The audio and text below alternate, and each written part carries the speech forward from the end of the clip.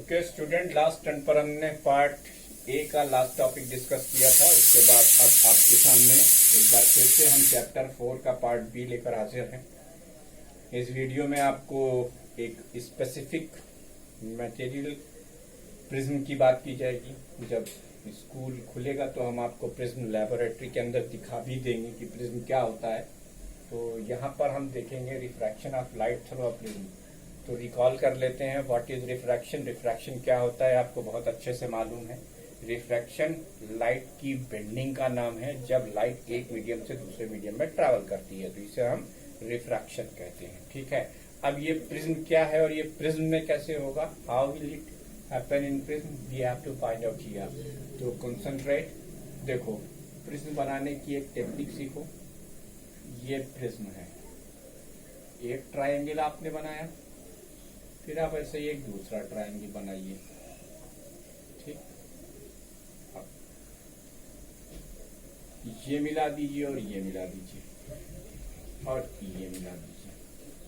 तो अब 2 dimensional geometry में हमने 3 डायमेंशनल फिगर बनाने की कोशिश की। कहने का मतलब ये कि प्रिज्म का शेप ये है। ये देखिए, ये प्रिज्म का शेप है, ऐसे ऐसे और ऐसे। तो बच्चों देखो, अब प्रिज्म की एक डेफिनेशन क्या है। A prism is a medium, a prism is a medium bounded by 2 refracting surface, 2 refracting surfaces. Prism क्या होता है, प्रिज्म एक मीडियम है जो कि 2 रिफ्रैक्टिंग सरफेसेस से बाउंड होता है। ठीक है बच्चों, अगर हमने पहला रिफ्रैक्टिंग सरफेस इसको माना तो नेसेसरली हमें दूसरा रिफ्रैक्टिंग सरफेस ये मानना पड़ेगा, R1 R2। अच्छा, हम ये बिल्कुल नहीं कह रहे हैं कि आपको हमेशा ये लेना है। कोई भी 2 सरफेसेस हो सकते हैं, जैसे ये वाला सरफेस और ये वाला सरफेस, ऐसे ऐसे वाला, इधर इधर वाला हमने माना है।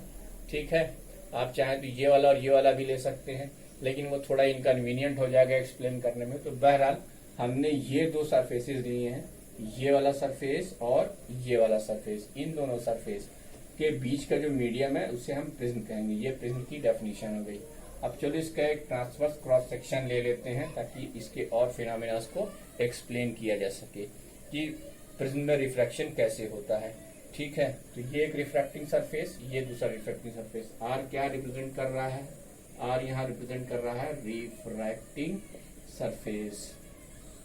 अच्छा, अगर आपने 2 सरफेसेस को रिफ्रैक्टिंग सरफेसेस मान लिया तो आपका ये जो है इसे आप बेस कहोगे। क्या कहोगे बेटा, इसे आप बेस कहोगे। और इन दोनों रिफ्रैक्टिंग सरफेसेस के बीच में जो एंगल है इसे हम कहते हैं एंगल ऑफ प्रिज्म। क्या कहते हैं, एंगल ऑफ प्रिज्म। ठीक, लेकिन इसको डिफाइन करने की कंडीशन क्या है, इसको ए से लिखा जाएगा। इसको डिफाइन करने की कंडीशन ये है कि जो 2 सरफेसेस आपने कंसीडर किए हैं रिफ्रैक्शन के लिए, उनके बीच में जो एंगल बन रहा है उसे हम एंगल ऑफ प्रिज्म कहेंगे। उसे हम क्या कहेंगे, एंगल ऑफ प्रिज्म। ठीक है, अब ये आपको ध्यान में रहना चाहिए। ऐसा कोई इसमें इंपॉर्टेंट नहीं है, सिर्फ आपका नॉलेज बेसिस है। अब हम देखते हैं कि प्रिज्म में रिफ्रैक्शन होता कैसे है। Refraction of light through prism, refraction of light through prism, ये आपकी अगली हेडिंग है। ठीक है, ये सब बाकायदा नोट करने के बाद ये अगली हेडिंग है, refraction of light through prism. Prism से रिफ्रैक्शन कैसे होता है, इसके लिए हम यहाँ पर एक फिगर बनाएंगे। ये फिगर है हमारा। ठीक, अब इसी ट्रांसवर्स क्रॉस सेक्शन को ही हम कंसीडर कर रहे हैं, जैसे कि हम यहाँ पर एक रे ले रहे हैं, एक रे ले रहे हैं जो कि एक स्ट्रेट लाइन मानी जा रही है। इसलिए हमने कन्वीनियंस के लिए सिर्फ ये और ये लाइन बनाकर एक ट्रायंगल, एक ट्रांसवर्स क्रॉस सेक्शन इसका काट लिया और काट कर अलग कर लिया। ठीक है, ये हमारा अगेन एंगल ऑफ प्रिज्म है और ये हमारा बेस है। ठीक, फिगर को बहुत ध्यान से देखिएगा। मान लीजिए ये आपकी इंसिडेंट रे है। ये क्या है, इंसिडेंट रे, इंसिडेंट रे। तो जहां पे रे इंसिडेंट की उसी पॉइंट पर आप सरफेस से एक परपेंडिकुलर लाइन ड्रॉ करोगे। ठीक, ये हो गया आपका एंगल ऑफ इंसिडेंस। जाहिर सी बात है ये एयर का मीडियम है, अंदर ग्लास है, अंदर ग्लास मीडियम है, तो ये नॉर्मल की तरफ बेंड करेगी। कहाँ बेंड करेगी? नॉर्मल की तरफ बेंड करेगी। झुका दो इसे थोड़ा सा,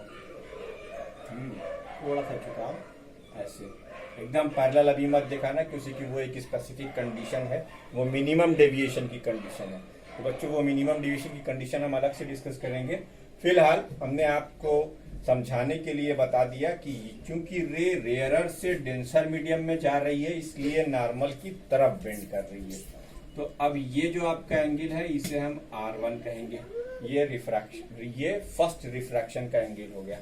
अब ये रे आगे बढ़ी। अच्छा देखो, रे का ओरिजिनल ट्रैक क्या था? वो ये था। ठीक, ये ओरिजिनल ट्रैक है रे का। तो ये एंगल Δ1, इसे फर्स्ट डेविएशन कहेंगे। ये Δ1 हो गया। अब फिर यहाँ पे स्ट्राइक कर रही है, ग्लास मीडियम है, ग्लास मीडियम के बाद फिर से एयर आ रही है। तो अब हम यहाँ पर एक दूसरा रिफ्रैक्शन देखेंगे। यहाँ पर इसके लिए फिर हम यहाँ से एक नॉर्मल ड्रॉ करेंगे। क्या ड्रॉ करेंगे? नॉर्मल ड्रॉ करेंगे। ठीक है, तो ये क्या हो जाएगा? ये सेकंड एंगल ऑफ इंसिडेंस, ये फर्स्ट एंगल ऑफ इंसिडेंस, ये सेकंड एंगल ऑफ इंसिडेंस, इसे हम R2 कहेंगे यहाँ पर। ठीक है, और फिर ये रे अब चूंकि डेंसर मीडियम से रेयरर मीडियम में आ रही है, तो ये नॉर्मल से दूर हट जाएगी। इसे भाई नॉर्मल से दूर हटा दो। ये नॉर्मल से दूर हट गई। ठीक, ये नॉर्मल से दूर हट गई। अब इसे पीछे बढ़ा दो। ठीक है बेटा, इसे आपने पीछे बढ़ा दिया। अच्छा देखो, इसका रास्ता कैसे था? ऐसे था, अब ये ऐसे इधर चली गई। तो ये जो आपका एंगल है इसे हम Δ2 कहेंगे। ये सेकंड डेविएशन का एंगल है। ये इंसिडेंट रे, ये रिफ्रैक्टेड रे, और ये इमर्जेंट रे, इसलिए इसे हम एंगल ऑफ इमर्जेंस कहेंगे। और मैं आपको बहुत कायदे से बता चुका हूँ इमर्जेंट रे क्या होती है, इंसिडेंट रे क्या होती है, रिफ्रैक्टेड रे क्या होती है, सब बेटा पार्ट ए में आराम से डिस्कस किया गया था। तो ये आपकी कौन सी रे है? इमर्जेंट रे। ठीक, उम्मीद करता हूँ आपको डायग्राम समझ में आ गया होगा। ठीक है, चलो अब हम डेविएशन का फार्मूला निकालते हैं। ठीक है, जो आपकी बुक में दिया हुआ है वो डेविएशन का फार्मूला हम निकालते हैं। ठीक है, कैसे निकालेंगे? अच्छा, आपकी बुक में एक काम किया गया, उन्होंने मिनिमम डेविएशन को ही मान लिया है, लेकिन चूंकि आप समझदार हैं और मैं भी थोड़ी बहुत अकल रखता हूं, इसलिए आपको एक बार बहुत कायदे से बताऊं। यहाँ पर ये जो आपकी बुक में स्ट्रेट लाइन ऐसे कर दी गई है, वो बेटा एक स्पेसिफिक कंडीशन है मिनिमम डेविएशन की। तो मिनिमम डेविएशन की कंडीशन हम क्यों समझे? पहले हम जनरल कंडीशन समझेंगे ना भाई। हालात जब बुरे होंगे, जब एकदम निम्न होंगे, तब देखा जाएगा कि मिनिमम में क्या हो सकता है। अभी तो ऐसा कुछ दिखाई हमको नहीं दे रहा, तो इसलिए हम मिनिमम पे नहीं जाएंगे। हम आपको एक जनरलाइज केस बताएंगे। करना क्या है, ये फिगर मैं डिलीट करने नहीं जा रहा हूं। आप वीडियो को यहीं पर पॉज करके कृपया करके इतना नोट कर लें, क्योंकि ये हम मिटाने जा रहे हैं, ये हम मिटाने जा रहे हैं, इसलिए इसे नोट कर लीजिए।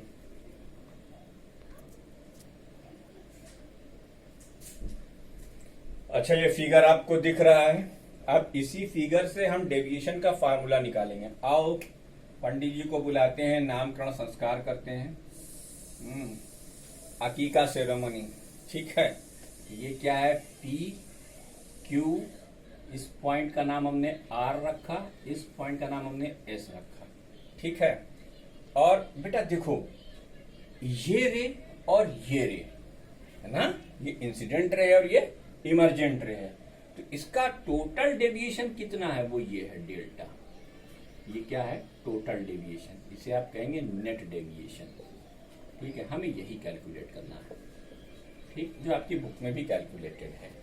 इसे कैलकुलेट करने के लिए फिगर को ध्यान से देखते जाओ। जिसको फिगर समझ में आ गया उसको सब कुछ समझ में आ जाएगा। क्यों? क्योंकि अब हम आपके द्वारा पढ़ी गई ज्योमेट्री की कुछ प्रॉपर्टीज का इस्तेमाल करने वाले हैं इसको निकालने के लिए। हमें कैलकुलेट क्या करना है? मेरा what is my objective? Delta. पहले बता देता हूं, 10th में ये डेरिवेशन नहीं आएगा, लेकिन इस फार्मूले पे न्यूमेरिकल आने के पूरे चांसेस हैं, जो फार्मूला हम आपके सामने बताने जा रहे हैं। ठीक है बेटा, तो ये नेट डेविएशन है, या आपकी बुक से अगर नकल मार के लिखवाते तो लिखते एंगल ऑफ डेविएशन। और आप तो मुझे बहुत अच्छे से जानते हैं कि किताबों का मैं गुलाम नहीं, किताब से पढ़ाना मेरा काम नहीं है ना, और न समझ में आया ऐसी कोई बात नहीं है ना। ये वक्त है 100 बात की एक बात का, और ये वक्त है 9 बजे रात का। तो इस रात की बात में हम ये करेंगे, एक ट्राइंगल देखो तुमको दिख रहा होगा, पी एस और आर। ईमानदारी से बताओ, दिख रहा है पी एस आर। अब इस ट्राइंगल में, इन ट्राइंगल पी एस आर, इस ट्राइंगल के अंदर हम एक कॉन्सेप्ट यूज करने जा रहे हैं जो आपने 8th या 9th में पढ़ा होगा, कि किसी ट्राइंगल के दो इंटीरियर एंगल का सम एक्सटीरियर एंगल के बराबर होता है। अगर इसका नाम हम एन रख दें, इस पॉइंट का नाम, तो देखो angle S P R, angle S P R plus angle S R P, angle S R P is equal to, है ना, यहीं से ले लो यार, आर एस एन, ठीक है, या N S R, angle N S R. अच्छा भाई, एंगल एस पी आर क्या है आपका, ये है डेल्टा 1, और एंगल एस आर पी क्या है आपका, डेल्टा 2। इन दोनों का सम क्या है, डेल्टा। इसे आपने इक्वेशन नंबर 1 कह दिया। ठीक, कौशरी कौन बात हुई। अब भाई तो हमें कुछ पता ही ना लगा कैसे, क्यों से कि देखो, जब तुम्हें प्रिज्म दिया जाएगा, एक व्हाइट पेपर दिया जाएगा और एक मोनोक्रोमेटिक टॉर्च दी जाएगी, तो तुम मोनोक्रोमेटिक लाइन से जो टॉर्च ऑन करोगे और एक सिंगल कलर की लाइट निकलेगी, तो आप ये एंगल मेजर कर सकते हो और ये एंगल मेजर कर सकते हो। अभी तो तुम्हारे फार्मूले में ये दोनों एंगल दिख ही नहीं रहे, लेकिन दिखेंगे, 110% दिखेंगे। बेटा एक बात बताओ, वर्टिकली अपोजिट एंगल बराबर होते हैं, तो I is equal to delta 1 plus R1 होगा। कहो हाँ होगा ना, I is equal to delta 1 plus R1। तो इसका मतलब डेल्टा 1 की जगह हम क्या लिख सकते हैं, I माइनस R1 लिख सकते हैं। उसी तरीके से इधर देखो, E is equal to delta 2 plus R2 होगा, वर्टिकली अपोजिट एंगल बराबर होंगे, तो डेल्टा 2 की जगह पर हम क्या लिख सकते हैं, E माइनस R2 लिख सकते हैं। E minus R2 is equal to delta. ले भैया, दो चीज तो हमने मिल गई, I मिल गया, E मिल गया, माइनस R1 प्लस R2। है बात नहीं, बात समझ में आई बात, कितना टेक्निकली और कितना इजीली। अब फिर एक ट्राइंगल देखो, क्या तुमको ट्राइंगल पी क्यू आर दिख रहा है, देखो in triangle P Q R, इस ट्राइंगल के अंदर sum of 3 interior angle is equal to 180 degree. किसी भी ट्राइंगल के तीनों इंटीरियर एंगल का सम 180 डिग्री होता है। मैंने आपको पहले ही बताया कि इस डेरिवेशन के अंदर हम 8th, 9th, 7th या 6th की कुछ प्रॉपर्टीज का डिस्कशन करने वाले हैं। ठीक है, ठीक है, तो अब इसको आप देख सकते हैं कि in triangle P Q R अगर हम लेंगे R1 plus Q plus R2 is equal to 180 degree. Sum of 3 interior angle, sum of 3 interior angle of triangle is equal to 180 degree.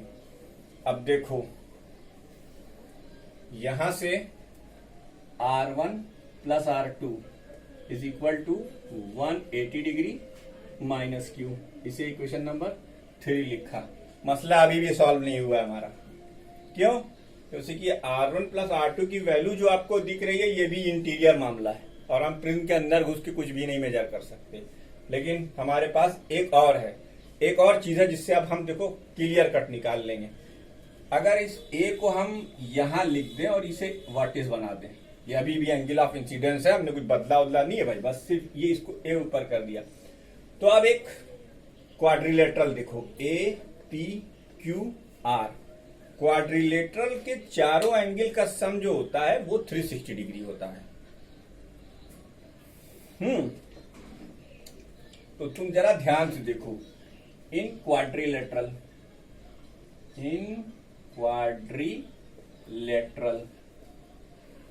APQR, इस क्वाड्रिलेटरल के अंदर बच्चों ये एंगल कितना होगा? 90 डिग्री। अब ये एंगल कितना होगा? ये भी 90 डिग्री। ठीक है, तो अब जब ये दोनों 90 हो गए यानी 180 डिग्री, तो अब A प्लस Q की वैल्यू क्या होगी? 180 डिग्री ही होगी। जैसे कि क्वाड्रिलेटरल के 4 इंटीरियर एंगल का सम कितना हो सकता है? 360 डिग्री। तो अगर दो एंगल 180 डिग्री है तो बाकी दो का सम 180 के बराबर होना चाहिए। ये जरूरी नहीं कि दोनों ये भी 90-90 हो। ये दोनों 90-90 हो जाएंगे तो फिर वो स्क्वायर या रेक्टेंगल का फॉर्म आ जाएगा। ठीक है, ये तो टेढ़ा मेढ़ा ट्राइंगल है। तो लेकिन इसमें ये दो एंगल तो 90 हैं, तो अब इन दोनों का सम क्या होगा? 90 होगा। इसका मतलब A plus Q is equal to 180 degree. ठीक, तो A is equal to 180 minus Q। मुबारक हो। जरा देखो 3 और 4 को, 3 और 4 को देखो, यानी R1 प्लस R2 की जगह पर हम क्या लिख सकते हैं? A लिख सकते हैं। और जो प्रिज्म आपको दिया होगा वो तो आप चांदा जो होता है उससे आप उसका एंगल पता ही कर लोगे। इसका मतलब इक्वेटिंग 3 एंड 4, इक्वेटिंग 3 एंड 4, तो R1 प्लस R2 की वैल्यू क्या आ गई? R1 प्लस R2 की वैल्यू आ गई A। Equation number 5। ठीक है, इक्वेशन नंबर 5। चलो इसको R1 प्लस R2 की वैल्यू 5 से 2 में पुट कर दो, काम हो गया। ठीक है, और इसके लिए जगह कहाँ है मेरे पास? थोड़ी जगह चुरानी पड़ेगी। यहाँ के बाद यार यही तो प्रॉब्लम है, किताब से ना पढ़ाने का यही नुकसान होता है भैया। सब कुछ याद है, अब लिखते चले गए, ध्यान दिया ही नहीं।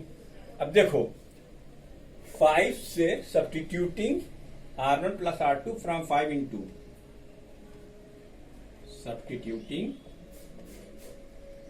R1 प्लस R2 फ्रॉम 5 इन 2 आ गया फार्मूला। मुबारक हो। I plus E minus A। ये भी मेजरेबल है, ये भी मेजरेबल है और ये भी मेजरेबल है। यही फार्मूला है नेट डेविएशन का, इसे आपको नोट कर लेना है, नेट डेविएशन का। ठीक, आसान है। उम्मीद करता हूं समझ में आया होगा आपके। पूरा डेरिवेशन आपको याद करने की जरूरत नहीं है, एग्जाम में नहीं पूछा जाएगा, लेकिन प्यारे बच्चों इसे जरूर याद कर लेना कि delta is equal to I plus E minus A। ठीक है, I plus E minus A, इतना आपको याद करना है।